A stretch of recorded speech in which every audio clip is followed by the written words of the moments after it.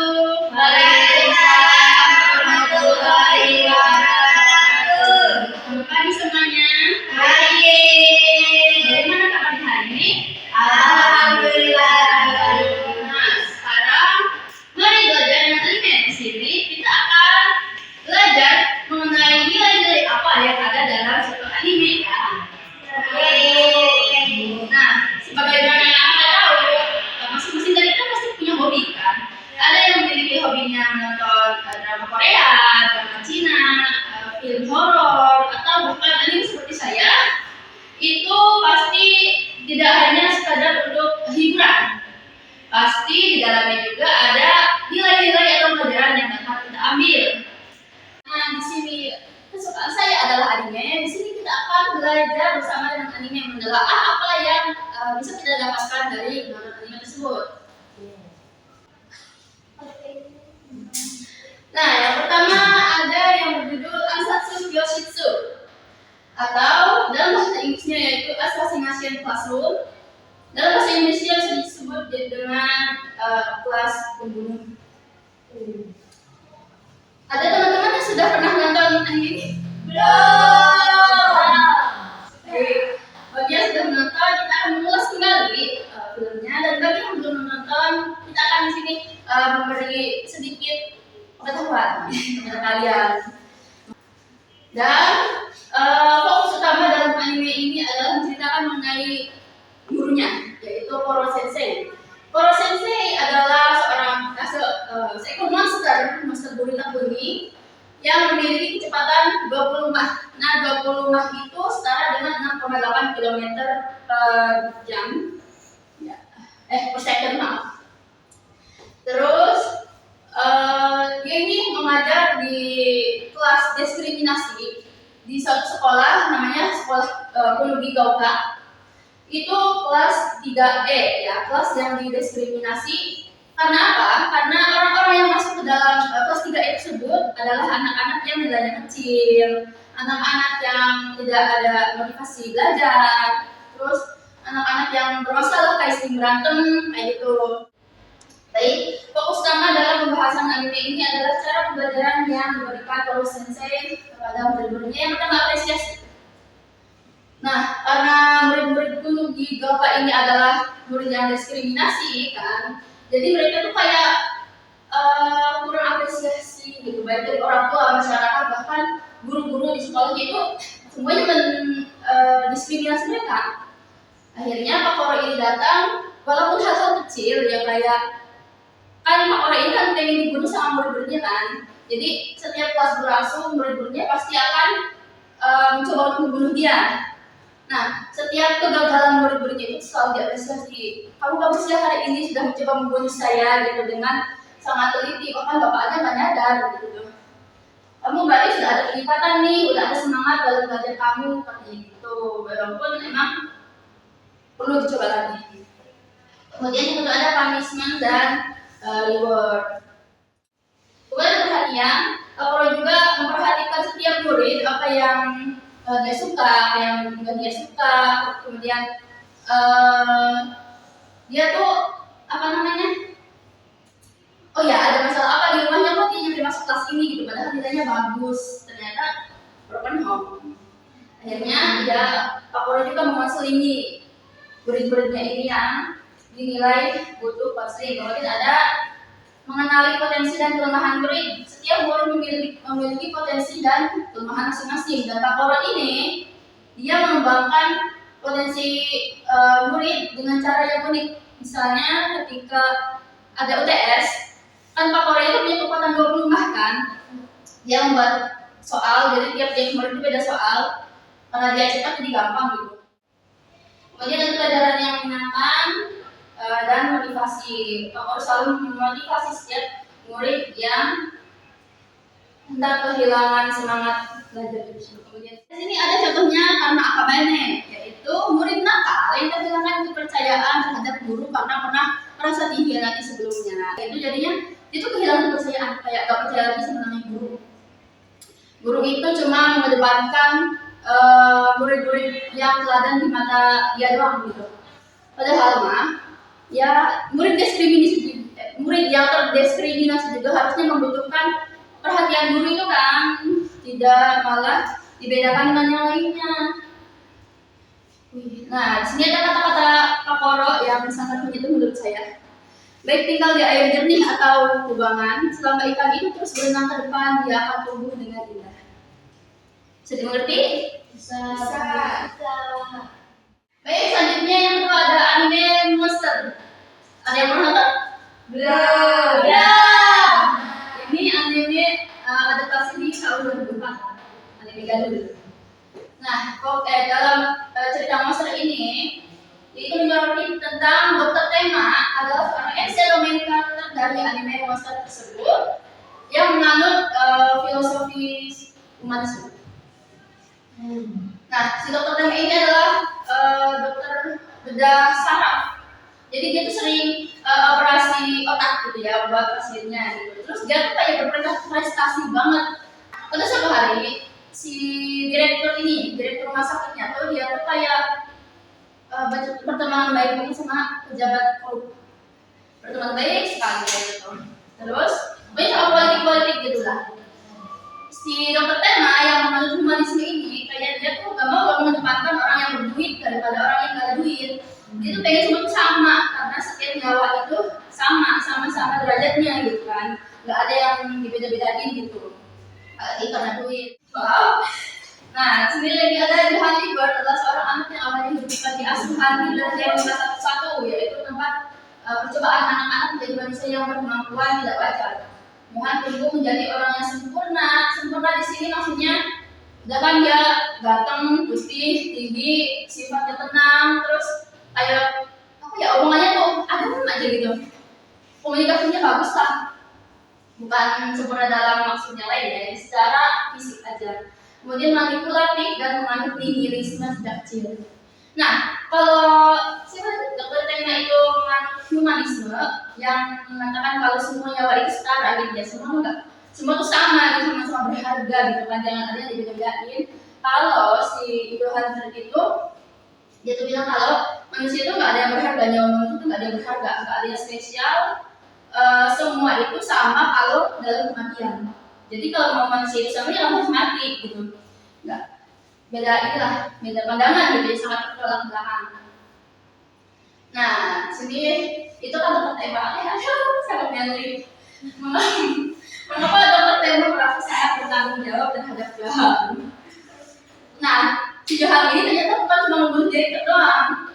Jadi dia tuh kan kayak mencari tahu masa lalu Johan. Ternyata si Johan ini udah membunuh setiap keluarga yang dia tinggali. Kan dia di asuhan kan, terus ada yang adopsi nih, 2 tahun kemudian membunuh. Kemudian pindah lagi dan itu orang-orang tuh nggak tahu kalau dia yang membunuh. Terus pas si dokter ini tahu nih, itu yang membunuh direktur itu bukan saya, tapi anak kecil si Johan. Itu kan udah ganteng dari kecil deh. Si Johannya tuh. Jadi orang yang berpikir masa sih ada orang perfect kayak gitu membunuh orang gitu? Nggak mungkin lah. Terus jadinya setelah siapa Johan ini kabur kan dari rumah sakit itu nggak ketemu pas udah umur 18-19 tahun dan itu udah banyak korban yang dibunuh tapi nggak menyentuh gitu ya. Nah, kenapa si Johan itu berpikiran seperti itu? Dia ini awalnya sering ceritain buku judulnya The Nameless Monster, yaitu monster yang tidak memiliki nama, sama ibunya sering ceritain ini, terus sama ibunya sering pernah baca juga. Nah itu Johan kan sangat tampan. Nih, apa akar dari nihilisme Johan itu tersebut tadi? Kalau Johan ini kan waktu kecilnya, dia tuh dia lahir juga akibat percobaan orang tuanya. Orang tuanya jadi percobaan genetik gitu ya. Kalau percobaan cewek cantik dan berprestasi sama cowok yang kayak ini gitu, apa darah ya? Itu hasilnya bakal gimana sih? Apakah bagus? Ternyata hasilnya ini nih. Si kembar ini, jadi dia tuh kayak gak ngerasa hidup ini ada yang peduli sama aku, gak ngerasa kalau ibu tuh sayang sama aku gitu ya ternyata. Jadi teman-teman, maaf sebetulnya yang terlewat. Nah, di sini mengenai buku ini, jadi ini tuh si Johan ini tersugesti dari sebuah buku monster tanpa nama itu. Jadi ceritanya kayak gini. Suatu hari ada monster itu kayak gak punya identitas, gak punya nama gitu ya. Terus Dia tuh akhirnya membagi dua, yang satu ke barat, yang satu ke timur. Nah, monster yang ke barat itu aku mau cari nama ke sebelah barat. Terus ya udah aku ke sebelah timur, nanti kalau udah dapat kita kumpul lagi di sini ya. Nah, monster yang ke barat itu dia kayak ya udah gitu, nggak sorot lagi. Di monster yang sebelah timur dia tuh setiap 6 orang kayak mau petani, dimakan petaninya. Terus pas dimakan, jadi dia menyerupai petani tersebut gitu loh. Jadi oh aku sekarang petani nih, jadi nama aku petani gitu.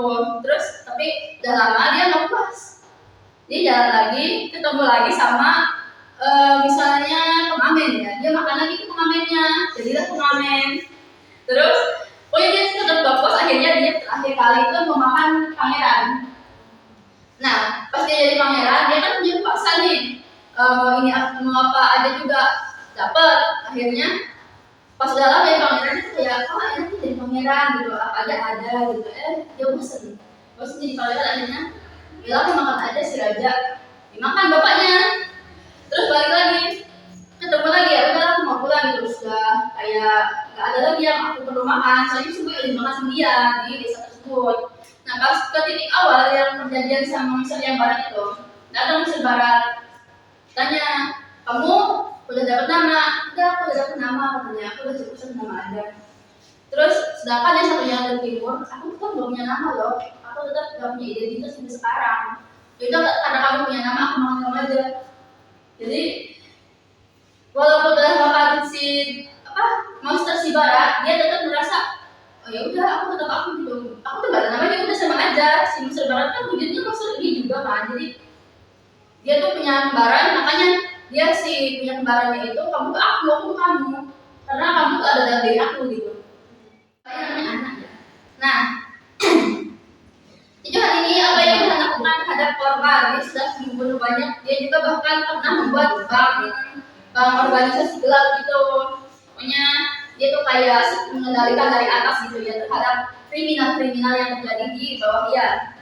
Nah, yang pertama ada kekuatan observasi emosi. Sejauh hari ini dia tuh observasi emosi dari orang yang dia temui. Jadi setiap orang yang tahu wajah dia itu akan dibunuh. Gak mau ada orang yang tahu siapa dia, yang tahu nama dia siapa gitu. Gak mau. Makanya tiap orang yang dia temui pasti dibunuh dengan cara mengobservasi emosi. Gimana mengobservasi emosi? Di sejauh hari ini akan dia tuh akan membaca kamu tuh lagi kesepian atau lagi sedih atau lagi butuh orang yang mendampingi gitu ya.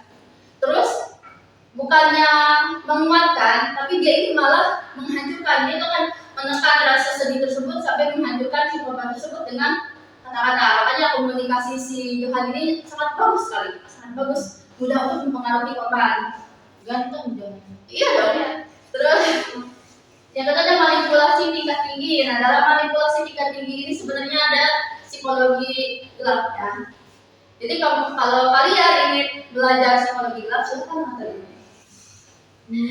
Nah manipulasi tingkat tinggi yang digunakan Johan sederhananya, ada versi sederhananya itu dengan cara validasi emosi, farming perspektif dan menguatkan narasi korban. Udah kita skip aja ya. Kemudian ada kekosongan moral dan selanjutnya pindah. Baik, sekarang kita akan break dulu. Teman-teman, sekarang kita akan ice cream dulu ya. Oke. Itu mau ice creamnya kayak gimana? Nah, jadi ice creamnya itu kalian udah ingat yang misalnya Decan, hai gitu. Ya, oke, jadi sekarang kita akan ice cream seperti itu ya. Nanti pas saya cuma Decan, nanti yang namanya dia hai gitu. Terus ya pas ngomong nanti pasti nanti dia jadi jawab rasa yang dia suka. Oke, salah. Tapi semuanya begini.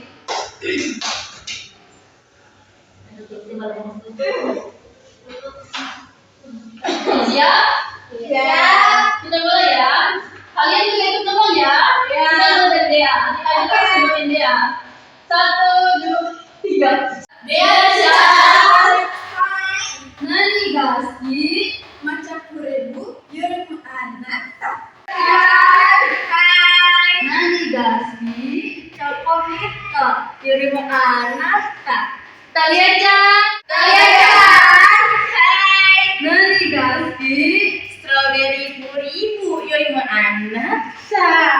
Ika-chan. Hai. Navigasi. Mango Fury buat kirim anak. Silakan kembali teman-teman. Baik teman-teman, sekarang yang ketiga ada Kayacha Wakunai. Nah, bahasa Inggrisnya itu Kayacha is scary. Isn't scary, ya. Nah, sini ada fotonya ya, Kayacha yang manis. Kayacha adalah seorang anak dengan kemampuan cenayang yang awalnya sering dijauhi teman-teman karena bakat yang dia miliki tersebut. Namun bakatnya itu bukan sebuah kebetulan, melainkan sudah direncanakan oleh sang ibu. Sayangnya Kayacha dinilai gagal oleh sang ibu sehingga dia menyiapkan ritual serupa untuk membuat anak yang kekuatannya lebih besar daripada Kaya untuk menghancurkan hidupnya Kayacha dan keluarga sendiri. Nah, jadi si ibunya ini dia itu sebenarnya melahirkan Kaya kan disiapin yang buat jadi cenayang. Tahu cenayang? Paranormal seperti yang bisa mengusir setan kayak itu sendiri. Dukun lah. Baik, teman-teman, kekuatan supranatural cenayang Kayacha ini sebenarnya sudah disiapkan oleh sang ibu. Karena apa? Karena sang ibu ini punya anak yang kekuatan supranaturalnya itu sangat kuat sekali sehingga nggak bisa menghancurkan keluarga dia. Karena dia itu punya dendam gitu sama ibunya sendiri, sama kakaknya juga. Jadi dia berencana untuk menghapus keturunan cenayang tersebut sebab si ibunya ini punya keturunannya itu ya nasabnya itu cenayang semua dan itu bukan alami dari bukan alami dari pemerintahan gitu, tapi dudukan. Karena kalau di sini mah kayak pengen anak yang dia tuh berhubungan sama jin gitu. Nah ini bisa lakukan, tapi si ibunya ini bukan pakai jin itu, bukan pakai tali besar dari tutupan gitu ya, terus dimasukin ke di perutnya lewat bawah. Nah, ini ada mamahnya Kaya, yaitu Mirai Ebisumori, dan ini nenek sama uaknya Kaya. Ada muncul Ebisumori dan Nana Ebisumori. Nah, balas dendam akibat kebenciannya terhadap ibunya, yaitu muncul atas perlakuan pilih kasih terhadap dirinya dan kakaknya. Nah, di sini juga dijelaskan beberapa hal yang membuat salah paham dalam keluarga Ebisumori ini, yaitu ada kurangnya komunikasi, tidak terbuka dan tidak sendiri. Nah, jadi kan keluarga Ebisumori ini adalah keluarga cenayang. Jadi setiap keturunan itu pasti memiliki anak perempuan, cewek dua. Yang satu akan menjadi seorang Miko itu kayak pengurus kuil gitu, tapi punya kekuatan supranatural gitu ya. Yang satunya itu buat melahirkan kutukan. Jadi kutukan itu untuk memperkuat keluarga mereka gitu, kayak tumbal. Melahirkan tumbal untuk kesejahteraan keluarga Ebisumori. Nah, si Ebisumori sama ini tuh ngasih tahu ke si Nana, ke kakaknya Mirai, kalau keluarga kita tuh keluarga kutukan gitu. Soalnya adik saya juga mati gara-gara ngelahirin kutukan, karena emang harusnya kayak gitu. Kakak sama adik, kakaknya jadi itu, adiknya jadi yang hamil kutukan. Nah, jadi yang hamil ini harus mati biar kutukannya bisa keluar supaya sejahtera keluarga ini. Tetapi si Mutsu ini tuh gak mau kalau Mirai ini kan dua. Si Mutsu tuh gak mau kalau Mirai ini jadi ngelahirin kutukan gitu. Jadi dia tuh gak ngasih tahu ke si Mirai tentang keluarganya. Jadi Mirai itu kayak gak tahu apa-apa di keluarga dia gitu. Soalnya gak dikasih tahu apa-apa, beda sama si Nana. Nana tahu nih seluk-beluknya kayak gimana, gitu sejarahnya kayak gimana. Nah, salahnya di sini si Mutsu ini enggak kurang komunikasi sama si Mirai. Jadi Mirai itu dari kecil merasa komunikasi, kok kakak mah enggak sekolah, saya ini harus sekolah nyampe kuliah gitu. Kok mah enggak. Soalnya kakaknya ini emang disiapkan untuk punya anak yang dari Biko juga gitu. Jadi dia udah nggak usah sekolah lagi, nikah aja udah gitu. Sedangkan adiknya itu sekolah SD, SMP, SMA, kuliah, dia tuh nggak terima. Aku sekolah, dia nggak sekolah gitu. Terus si ibunya tuh kayak cuma bilang udah nurut aja sama ibu, udah kamu tinggal nurut aja, kamu jangan main kayak itu. Jadi kan si Mira juga merasa kok gitu banget sih ibu sama aku gitu. Akhirnya kemudian tidak terbuka, si ibunya juga ini tidak terbuka sama Mira tentang apa yang terjadi dalam keluarganya. dan bertindak sendiri. Gak nanya dulu nih, Mirai kamu kenapa di sekolah, kamu pulang-pulang nggak nurun itu gitu. Kayak ya udah kan dia kan di sekolah dibully kan gara-gara anaknya Nicole dibully gitu. Oh katanya keluarga kutukan, tapi si ini nih si ini biasa aja. Ya udah kamu tuh harus kayak gitu, kamu harus bisa nyelesain masalah kamu sendiri gitu. Ini salahnya si musuhnya juga sebenarnya. Makanya dalam sebuah keluarga itu komunikasi sifat terbuka itu sangat penting ya teman-teman. Tetap kita tuh jangan bertindak sendiri, usahakan untuk berkomunikasi dan bermusyawarah dengan anggota keluarga. Hal yang membuat menarik dalam anime ini adalah sikap profesionalisme gurunya kayak Chan. Namanya Chie Sensei. Nah, Chie Sensei adalah sosok guru yang pengertian dan perhatian. Dia tuh satu-satunya guru yang mengerti kalau si Kaya ini beda dari anak yang lain, punya bakat berbeda. Terus bertanggung jawab atas keselamatan murid dan menyayangi dan melindungi Kaya Chan sebagaimana anak normal. Di TK ini kan di TK Kaya kan TK ya. Jadi teman-temannya kan memang semua.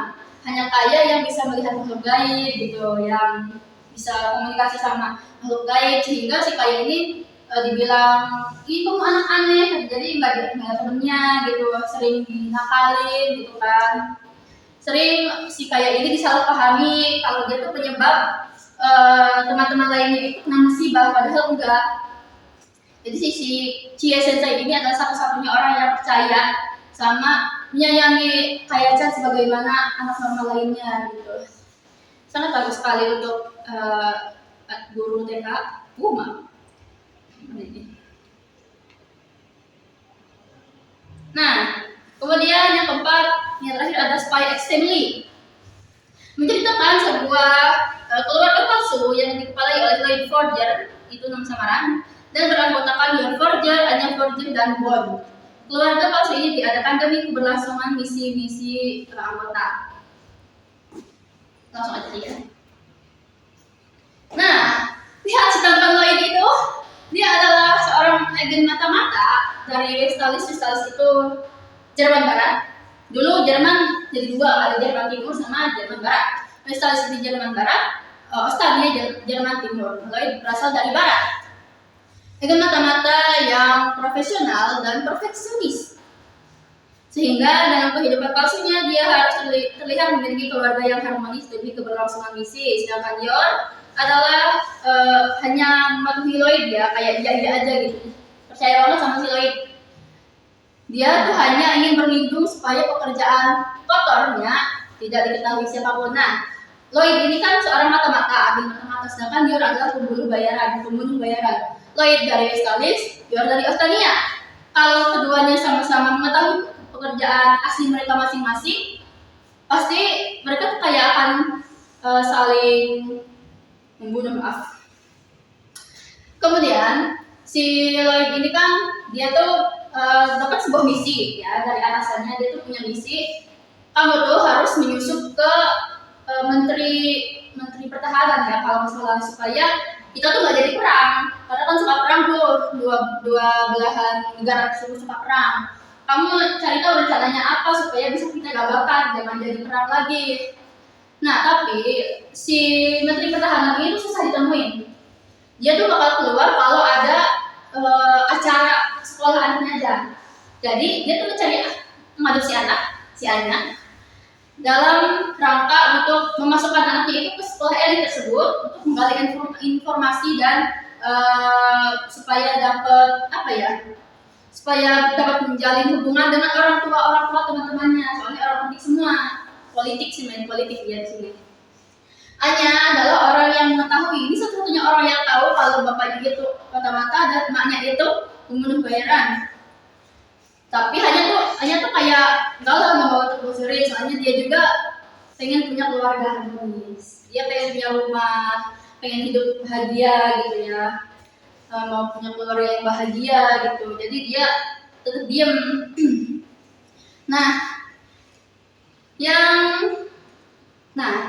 Yang menjadi sorotan dalam pembahasan kali ini adalah Lloyd, ya, seorang mata-mata itu menyamar sebagai psikiater dalam rumah sakit. Dalam anime tersebut juga banyak sekali nilai-nilai konseling yang dapat kita ambil. Ini contohnya ya, dia sedang menselidiki seorang guru.